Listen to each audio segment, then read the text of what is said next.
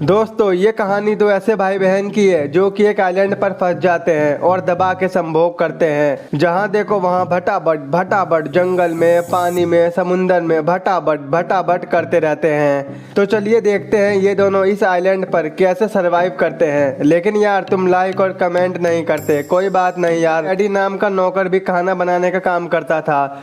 वहीं वो दोनों भाई बहन वो देख रहे होते हैं जो आजकल हम देखते हैं। तभी पैडी उन्हें देख लेता है। वो कहता है ओम फोन डुराटे काट दियो और उन्हें खूब मारता है। तो एमलीन पैडी को रोकने लगती है। अचानक उसी बोट में आग लग जाती है और सभी लोग भागने लगते हैं।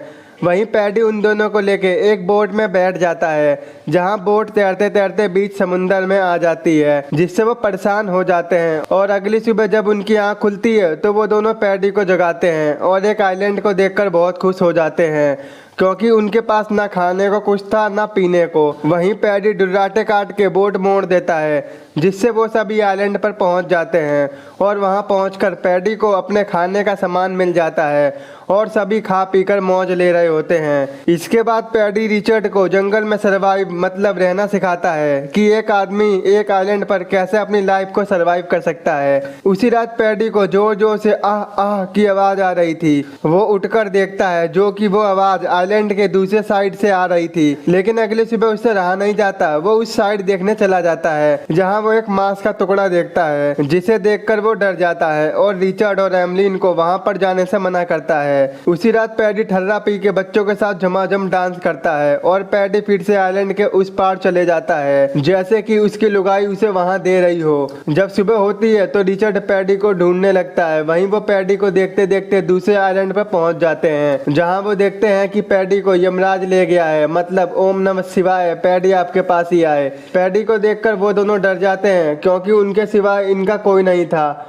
और वो दोनों उस आइलैंड को छोड़कर दूसरे आइलैंड पर पहुंच जाते हैं। अब धीरे धीरे रिचर्ड और एमलीन बड़े हो जाते हैं और एक दूसरे की तरफ बहुत अट्रैक्ट होते जा रहे थे। जैसे अभी मौका मिले तो वो काम कर दें, जो आजकल के लोग चाहते हैं अपनी बंदी से। लेकिन उन दोनों को इतनी समझ नहीं थी कि हम क्या कर रहे हैं। इसके बाद एमलीन जब नहाने जाती है तो उसकी लाइफ का उसे पहली बार पहला पीरियड्स होता है, जिसे देखकर वो डर जाती है। वो रिचर्ड को आवाज देने लगती है, लेकिन एमलीन को फील होता है कि ये ब्लड उस वजह से आ रहा है और वो रिचर्ड को वहां से जाने को कहती है। उसके बाद रिचर्ड एमलीन से पूछता है वो ब्लड कहाँ से आया था, कोई चोट तो नहीं लगी ना तुमको? जिस पर एमलीन कहती है मुझे कुछ नहीं पता। और यहीं से रिचर्ड को पता चलता है कि एमलीन मुझसे बातें छुपाने लगी है। और दूसरी तरफ एमलीन रिचर्ड के प्यार में पागल होती जा रही थी, जैसे उसकी तितली हैंडपंप लेने को तड़प रही हो।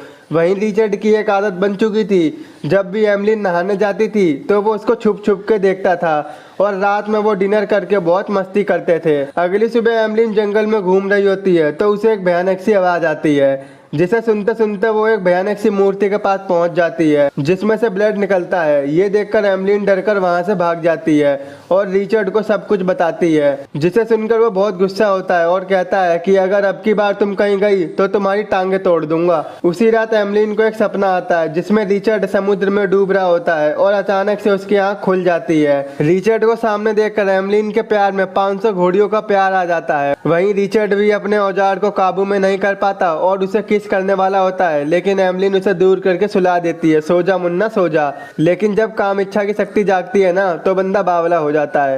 रिचर्ड रात में फिर से एमलीन के पास जाता है, तभी एमलीन जाग जाती है और वो उसे भगा देती है, जहाँ उन दोनों को कुछ पता नहीं होता कि आखिर हम कर क्या रहे हैं। अगली सुबह रिचर्ड जंगल में घूमने जाता है तो एमलीन कहती है कहाँ चला बे? तो रिचर्ड मन में सोचता है तुझे क्यों बताऊं, तू तो देगी नहीं। लेकिन एमलीन भी रिचर्ड के पीछे पीछे समुद्र के किनारे पहुंच जाती है, जहाँ वो हैंडपंप नचा रहा था। उसे देखकर एमलीन कहती है ये क्या कर रहे हो? तो रिचर्ड कहता है निकल यहाँ से, रैप्टे ही दूंगा खींच के। और वो अपना मुंह लटका के चली जाती है। एक दिन रिचर्ड समुद्र में एक शिप को आते हुए देखता है, जिसे देखकर वो घर पर भागते हुए आता है। दरअसल रिचर्ड ने संकेत देने के लिए लकड़ियों का ढेर जमा कर रखा होता है, जैसे ही उन्हें कोई इंसान दिखे वो लकड़ियों के ढेर को जला के उन्हें बुला सके। तो रिचर्ड एमलीन से कहता है तुमने भी बोट को देखा था तो तुमने लकड़ियां क्यों नहीं जलाई? जिससे रिचर्ड गुस्सा हो जाता है। दोस्तों एमलीन यहाँ पर घुल मिल चुकी थी, उसका यहाँ से जाने का बिल्कुल मन नहीं था, इसलिए उसने ऐसा किया। लेकिन रिचर्ड को वहाँ नहीं रहना था और वो एक बोट बना के वहाँ से जाने लगता है। वहीं एमलिन भी सोचती है जा बेटा जा कोई नहीं, लेकिन तभी रिचर्ड की नाव टूटकर समुद्र में डूबने लगती है, जिसे देखकर एमलिन काफी खुश होती है और हंसने लगती है। और जब रिचर्ड वापस आता है तो वो उसका मजाक बनाकर हंसने लगती है। वो कहती है मुझे पता है बेटा तुम समुद्र के किनारे क्या करते हो। तो रिचर्ड कहता है तेरी आह भी निकलवा दूंगा, तेरी चीखें भी निकलवा दूंगा, तुम ये गलत काम करती हो मुझे देखकर। तो एमलिन कहती है तुम भी तो मुझे नहाते हुए देखते हो, मुझे सब पता है बेटा। वहीं एमलिन रिचर्ड के सर पर नारियल फेंक के मार देती है, जिससे वो बेहोश हो जाता है। और जब वो उसे देखती है तो रिचर्ड उसे एक चांटा मारता है, चल झोपड़ी की। वहीं रिचर्ड एमलिन के सारे कपड़े फेंक देता है। वो कहता है ये मेरा घर है, तू निकल यहाँ से, जिसकी वजह से एमलिन को एक गुफा में रहना पड़ता है। अगले दिन एमलिन उसी भयानक सी मूर्ति को फूल चढ़ाने जाती है, क्योंकि वो उसे अपना गॉड मानती थी। और घर आते टाइम उसका पैर एक जहरीली मछली पर पड़ जाता है, जिससे वो काफी ज्यादा बीमार हो जाती है। जब रिचर्ड को एमलिन नहीं दिखती है तो वो उसके पास जाता है। वो एमलिन से पूछता है क्या हुआ। तो एमलिन कहती है कल घर आते टाइम मेरा पैर एक जहरीली मछली पर पड़ गया था, जिससे मुझे फीवर हो गया है।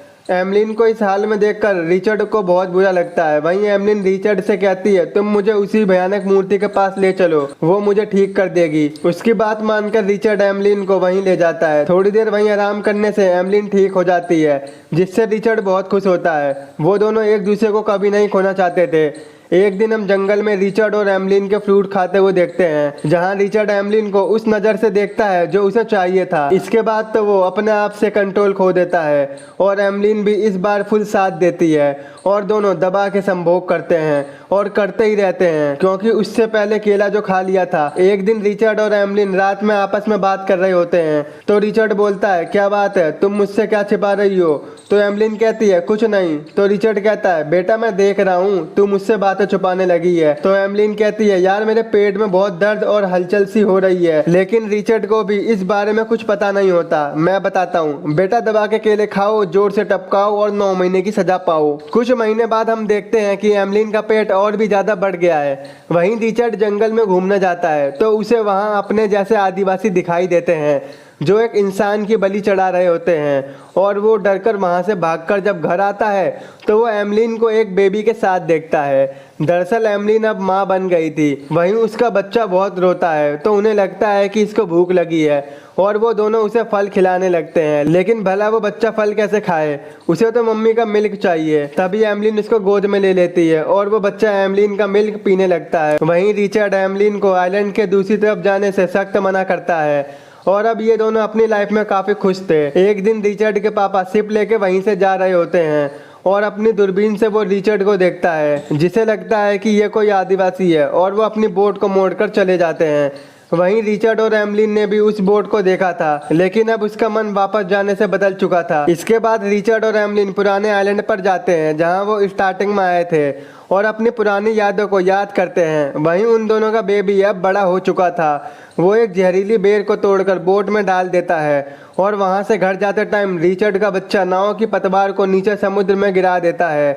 एमलिन उसे उठाने की बहुत कोशिश करती है लेकिन कोई फायदा नहीं होता। जब रिचर्ड उस पतवार को लेने जाता है तभी उसके पीछे एक शार्क पड़ जाती है, जिसे बचाने के चक्कर में एमलिन नाव की दूसरी पतवार को भी शार्क पर फेंक देती है और रिचर्ड बोट में आ जाता है। लेकिन उनके पास अब कोई रास्ता नहीं था कि वो तीनों समुद्र से कैसे बाहर निकले। तभी रिचर्ड के बेबी को भूख लगती है और वो वही बेर खा लेता है, जिसे देखकर एमलिन काफी डर जाती है। लेकिन अब क्या था, ये देखकर वो दोनों डिसाइड करते हैं हम भी ये बेर खा लेंगे। लेकिन वो देखते हैं कि इस बच्चे पर बेर का असर नहीं हुआ, वो तो बस सो रहा था। वहीं रिचर्ड के पापा बीच समुंदर में रिचर्ड की नाव देख लेते हैं और वो लोग वहां पहुंचकर उन सभी को बचा लेते हैं। यही मूवी का एंड हो जाता है। दोस्तों इस मूवी का नाम है द ब्लू लेगून, जो कि साल 1980 में रिलीज की गई थी। आई होप आपको मेरा एक्सप्लेन पसंद आया होगा। और अभी